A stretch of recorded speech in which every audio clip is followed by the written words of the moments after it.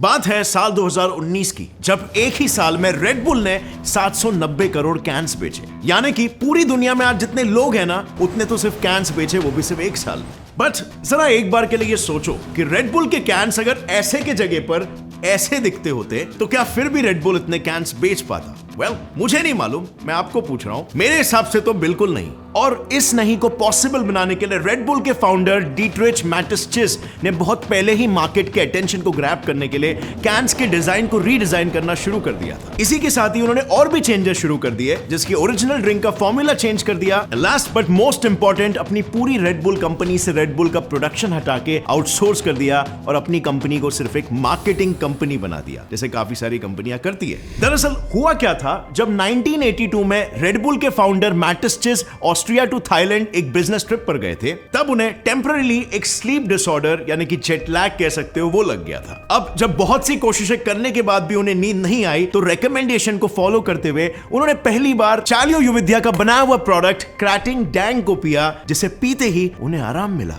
और उन्हें नींद आ गई। अब ये एक्सपीरियंस उन्हें इतना पसंद आया कि जो उन्हें नींद आई, उनके माइंड को आराम मिला और माइंड में एक स्पेस क्रिएट हुआ जिसे वो सोचने लग गए। उन्हें यह आइडिया आया कि इस दुनिया में कितने ऐसे लोग होंगे जो लो एनर्जी का शिकार है, और उन्हें अगर ऐसा कुछ ड्रिंक पिलाया जा सके तो उन्हें एक बहुत ही प्लेजेंट एक्सपीरियंस दिया जा सकता है। और इसीलिए उन्हें यह आइडिया आया कि एक क्रेटिंग डैंग को अपने होम कंट्री ऑस्ट्रेलिया ले जाया जाए, वो भी एक नए फॉर्मूला, नए कॉन्सेप्ट और नए फॉर्मेट के साथ, जो था एनर्जी ड्रिंक। और बस फिर क्या था, ज्यादा वक्त नहीं जाया करते हुए उस आइडिया को लेकर कई सारे वेस्टर्न इन्वेस्टर्स के पास पहुंच गए। बट सैडली उनके आइडिया को बिना अच्छे से समझे सभी ने उधर ही नकार दिया, जिसके पीछे की वजह इन्वेस्टर्स की हेजिटेशन थी। बिकॉज कोक एंड पेप्सी ये दो प्लेयर्स थे ड्रिंक्स मार्केट में, जिन्होंने ऑलमोस्ट पूरा मार्केट कैपिटलाइज करके रख दिया था। सो ऑब्वियसली इस पूरे एक्वायर्ड मार्केट में एक एक्स्ट्रा ड्रिंक, और वो भी ऐसा ड्रिंक जिसके कॉन्सेप्ट के बारे में किसी को नहीं पता, वो सर्वाइव कैसे करेगा? वेल, ये बातें और इतना हार्श जजमेंट सुनकर कोई भी बंदा डीमोटिवेट हो जाता। बट मैटिसचिस के केस में उन्होंने अपने माइंड को एकदम काम रखा और उन्होंने अपने आप से बस एक ही चीज कही, if we don't create the market then the market doesn't exist. और इसके बाद अपने सपनों का मार्केट बनाने के लिए उन्होंने चालियोयुविद्या के साथ यानी कि क्राटिंग डैंग के साथ टीम अप करके प्रोडक्ट बनाने की शुरुआत कर दी। बट वेट अ सेकंड, चालियोयुविद्या अपने ही कॉम्पिटिटर के साथ अपने ही प्रोडक्ट का कॉपी बना के उसे दूसरे जगहों पर बेचने के लिए तैयार कैसे हो गया? वेल, यहां पर भी मैं कहूंगा इस इम्पॉसिबल चीज को पॉसिबल किया मैटिसचिस ने, क्योंकि उन्होंने एक ऐसा ब्रिलियंट आइडिया लगाया और एक ऐसा ब्रिलियंट बिजनेस मॉडल बनाया जिससे कि कॉम्पिटिटर रेजिस्ट नहीं कर पाया। सो सबसे पहले बात करते हैं मैटिसचिस के नए बिजनेस मॉडल यानी कि रिवर्स इनोवेशन की। यहां पर मैटिसचिस ने चालियोयुविद्या को यह समझाया कि वो ऑलरेडी क्रेटिंग डैंग की मदद से रूरल थाई लेबरर्स के मार्केट को कैप्चर करके बैठा है, यानी कि वहां पर अगर प्राइस थोड़ा सा बढ़ा भी दिया जाए तो एज सच उतना ज्यादा फर्क नहीं पड़ेगा, और उसी के सामने वो वेस्टर्न मार्केट को कैप्चर करने के लिए उतरेगा विद लोअर प्राइस प्रोडक्ट्स। यानी कि सिंपल गणित है,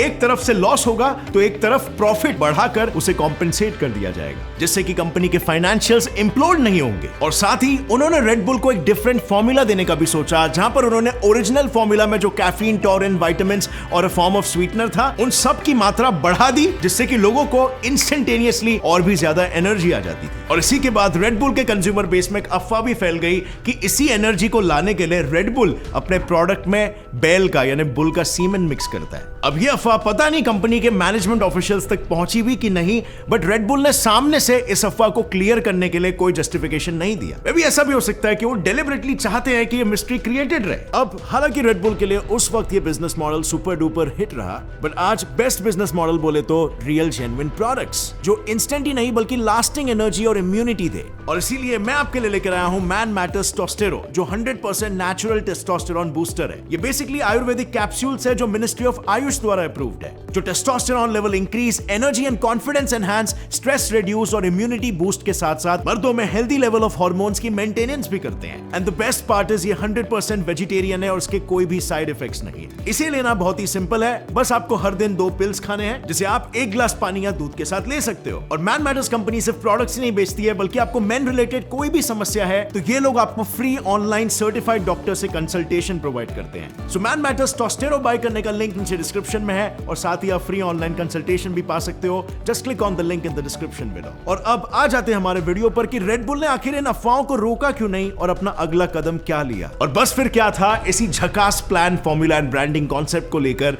रेड बुल उतर गया वेस्टर्न मार्केट को एक्वायर करने के लिए। सो इन अ नटशेल ये था उनका पूरा बिजनेस मॉडल। अब बात करते हैं उस स्मार्ट आइडिया के बारे में। इस आइडिया के द्वारा उन्होंने चालियो युविद्या का ट्रस्ट जीत लिया कि वो उन्हीं के प्रोडक्ट को उन्हीं के नाम से बेच रहे हैं। बस फर्क ये था कि मैटिस्टिट्स ने उस प्रोडक्ट के लैंग्वेज को ट्रांसलेट कर लिया था। मतलब सिर्फ ये था कि उन्होंने बस क्राटिंग डैंग को बास्क लैंग्वेज, जो बास्क कंट्रीज लाइक स्पेन में बोला जाता है, उसमें कन्वर्ट कर दिया था, व्हिच वाज रेड गौर, और फिर गौर को साउथ ईस्ट एशियन लैंग्वेज में ट्रांसलेट करके बुल लेकर आ गए, और इस तरीके से फाइनली वो नाम बन गया रेड बुल। एंड सरप्राइजिंगली चालियो युविद्या ने भी इस नाम को मंजूर कर लिया, और फिर दोनों ने मिलकर $500,000 इसमें इन्वेस्ट करके वेस्टर्न मार्केट को कैप्चर करने के लिए मार्केट में उतर गए।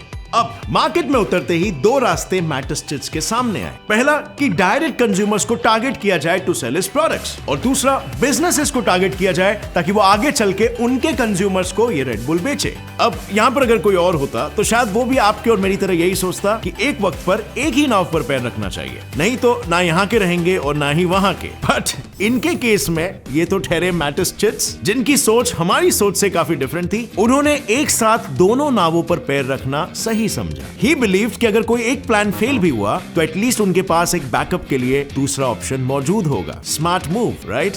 वेल, शायद हाँ, पर इससे ज्यादा स्मार्ट मूव तो मार्केट में दोनों रास्तों पर साइमल्टेनियसली और ज्यादा सक्सेस रेट के साथ चलने वाला इनका बिजनेस मॉडल था, जिसके लिए सबसे पहले तो एक कस्टमर बेस को टारगेट करना जरूरी था। एंड मैटिस्टिट्स ने चुना टीनेज जनरेशन। दरअसल मैटिस्टिट्स भली भांति जानते थे कि टीनेज जनरेशन को टारगेट करना इजी रहेगा, एज टीनेजर्स को ये एनर्जी ड्रिंक वाला कॉन्सेप्ट समझने में देर नहीं लगेगी, which directly means कि उनको कोक एंड पेप्सी जैसे सॉफ्ट ड्रिंक्स को स्विच करके रेड बुल को अपनाने में देरी नहीं लगेगी। और अगर एक बार पूरा large portion of teenage audience उनके अंडर आ गया तो उनके इन्फ्लुएंस से दूसरे ऑडियंस के कैटेगरीज भी धीरे धीरे करके आ ही जाएंगे। सो बस इसके बाद उन्हें दो अलग अलग तरीकों से दो अलग अलग मार्केट में एंटर करना था। पहला बिजनेस टू बिजनेस और दूसरा बिजनेस टू कंज्यूमर। अब बिजनेस टू बिजनेस मार्केट में एंटर करने के लिए मैटिस्टिट्स ने पॉपुलर यूनिवर्सिटीज के पॉपुलर स्टूडेंट्स को पकड़ा और उन्हें स्टूडेंट ब्रांड मैनेजर बना दिया, और काम के नाम पर इन स्टूडेंट मैनेजर्स को बस रेगुलर पार्टीज कंडक्ट करने थे जहां उन्हें दूसरे स्टूडेंट्स को रेड बुल पीने के लिए प्रोत्साहित करना था। और शुरुआत में उस पार्टी में मौजूद सारे के सारे कैंस मैटिस्टिट्स खुद ही सप्लाई करता था, वो भी फ्री में,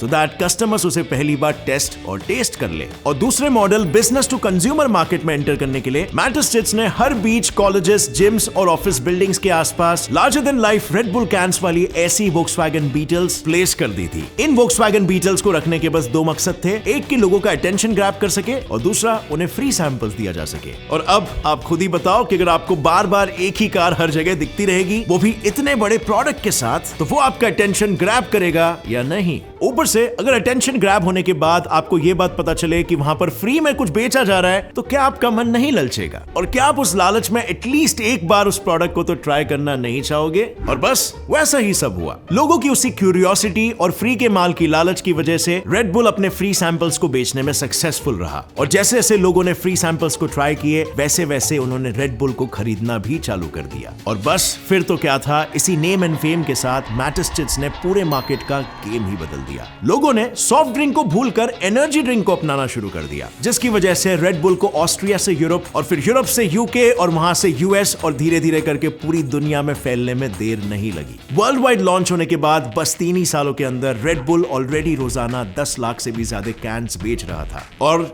ये आंकड़े भले ही सुनने में कितने भी ज्यादा क्यों ना लगे, बट असल में तो वो काफी कम थे, क्योंकि पूरी दुनिया में कोक और पेप्सी का ऑलरेडी अपना खुद का अच्छा खासा इन्फ्लुएंस बना हुआ था। सो जाहिर सी बात है उनके प्रोडक्ट्स इससे कई ज्यादा बिक रहे थे। तो अब यहां पर क्या किया जाए? मैं कहूंगा कि नए देश, नए लोग, तो यहां पर जरूरत थी कुछ नए स्ट्रेटजीज और नए बिजनेस मॉडल्स की। बट यहां पर मैटिस्टिट्स की जंग आसान नहीं होने वाली थी, क्योंकि इस केस में रेड बुल को हर नए देश के लिए नई स्ट्रेटजी सेट करनी थी पर्सनली, क्योंकि जायज था, सभी देश के कस्टमर्स अलग अलग होते हैं, उनकी सोच अलग होती है, उनकी अपब्रिंगिंग अलग होती है, सो उनको कैप्चर भी अलग अलग तरीकों से ही करना होता है। बट यहां पर एक मेन प्रॉब्लम थी कि 190 प्लस कंट्रीज थे और रेड बुल के एम्प्लॉइज की गिनती बस 8,000 2200 थी। सो सोचो सब कुछ कितना हेक्टिक और नेक्स्ट टू इम्पॉसिबल बनने वाला था। लेकिन उसी इम्पॉसिबल को पॉसिबल बनाने के लिए मैट एस्टेट्स फिर एक बार मैदान पर उतरे और फिर एक बार उन्होंने अपना दिमाग दौड़ाया and he came up with 2 mind blowing techniques. ना वो अपने प्रोडक्ट्स को खुद से बनाएंगे, ना वो अपने प्रोडक्ट्स को ट्रेडिशनल मेथड से बेचेंगे।